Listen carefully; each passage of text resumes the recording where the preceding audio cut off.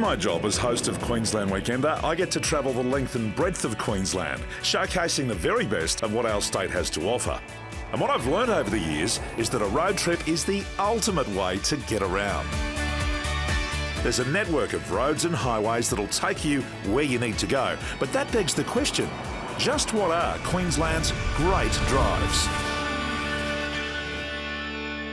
Hi, I'm Dean Miller. Yes, it is true. Queensland is a massive state, 1.7 million square kilometres to be precise. Now, that might sound a little daunting as a launch pad for an adventure driving holiday, but I can assure you that Tourism and Events Queensland have got it all sorted out. Queensland is a living, breathing postcard. There is a reason why they say Queensland, where Australia shines, in the commercial. And on tonight's show, we're going to take you from outback routes to tropical adventures, and I can't wait to share it all with you.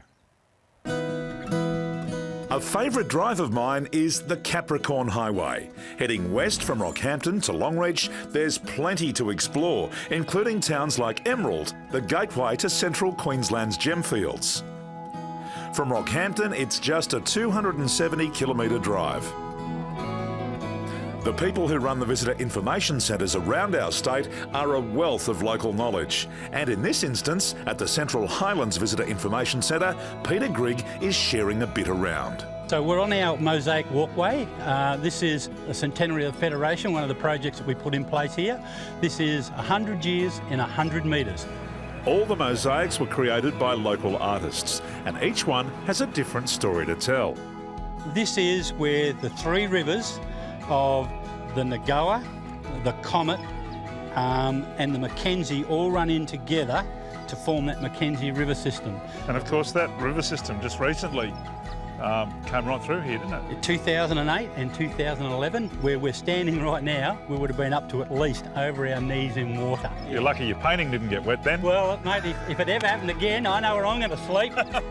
Top of that. That is Emerald's giant easel. 25 metres high and weighs over 13 tonnes. It's Van Gogh's Sunflowers supersized, and it's one of several in the world and the only one in Australia. We all talk about the big things to see in Queensland. This is the biggest easel, I would think, other than the other three that are around the world, in the world. Huge. And what a gig.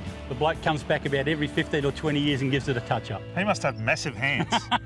He's a big bloke, as you can see, look. It's a 300-kilometre or 3-hour drive along the Capricorn Highway to another iconic Queensland destination, the outback town of Barcaldine. Many of you at home would know that Barcaldine is in fact the birthplace of the Australian Labor movement. And back in 1891, it was one of the focal points of the Australian shearer strike, which was a very big deal in our history. Now, all of that is encapsulated here at the Australian Heritage Workers Museum, and they're very proud to be the only national attraction that celebrates the life of the good old Aussie worker.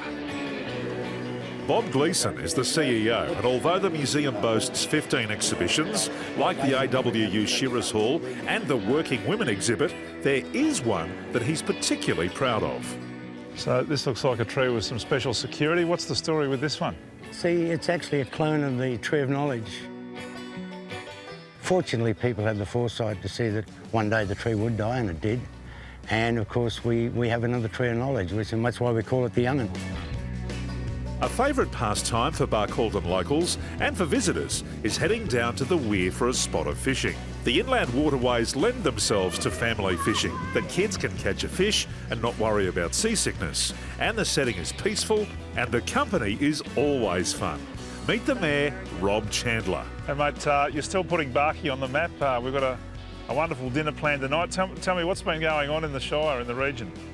Oh, we just keep trying to dream up things that people want to see. You know, the best way, people in the cities or southeast corner of Sydney, Melbourne, the best way they can help us out in local businesses is come out here, have a holiday, have a bit of fun. It's just fantastic. Yeah. Well, this is Barcaldine's ode to the Tree of Knowledge and probably its most significant landmark. It was opened on the 2nd of May 2009 by the Premier at the time, Anna Bligh. Peter Garrett was here and so were we, Queensland Weekender, to lend a hand. It's affectionately known by the locals around here as the Tank Stand, but it is a magnificent piece of architecture, there's no doubt about that. It's great in the daytime, but you should see it at night.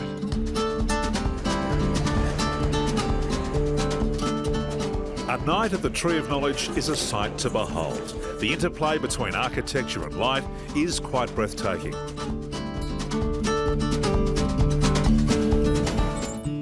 Of course, any journey along the Capricorn Highway is going to bring you to the capital of the Queensland Outback, Longreach. What a town it is. And there's no shortage of fantastic things to do here. Here's a quick selection of my favourites. The Stockman's Hall of Fame, the Qantas Museum, a cruise along the Thompson River at sunset. It is a magical place.